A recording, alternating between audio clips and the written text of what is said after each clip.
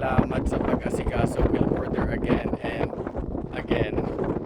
And then pinakita niyo yung picture ng order. Finally nakarating sa inyo ng hindi basag to. Sa mga tao makakanood nito, boss, bigyan ko lang ng background yung makakapanood nito dahil hindi lang kahit sa ibang platforms ipopost ko to. Etong si boss Chel.ph12, big shoutout sa'yo. Si boss, umorder siya katapusan ng December. Bungad ng January, dumating sa kanya yung in-order niyang basag. Eh, nakapagbayad na siya. So ang nangyari, inantay namin na mag-reflect sa TikTok shop yung pera, tapos nirekta refund ko na sa kanya ng Gcash. So, wala na yung process pa na rektahan Gcash, inantay lang namin na mag-reflect. Ngayon, umorder siya, nag-reorder siya, nagtiwala siya sa akin ulit. Kahit nabasagan, kahit napahiya ako sa kanya, nasira ako sa kanya. Umorder siya ulit, eto, dumating na. Boss, napansin mo ba yung pagbalot ko?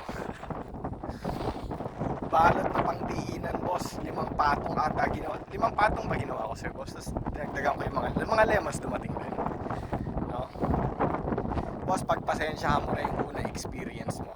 Yung nabasag yung ano. Pero maraming salamat. Umorder ka pa din.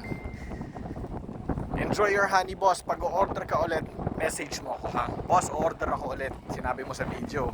Pag o-order ako ulit, message. Basta message mo ako para alam kong ikaw yon, para maalala ko. Dagdagan ko din yung lemons para sa'yo ulit. Maraming salamat. God bless you, boss. Ingat palagi.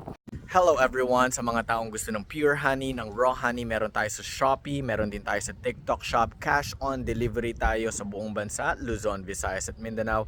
At sa bawat bote na mabibili ninyo, meron tayong libreng organic lemon. Sa mga tao naman na ngayon lang nakita to, ngayon lang nakita itong Mercas Raw Honey, igorot kami from Cordillera Region. Doon galing yung honey natin, doon din galing yung mga lemons natin, yung mga organic lemons, and we are from Cordillera Region. Just a quick video.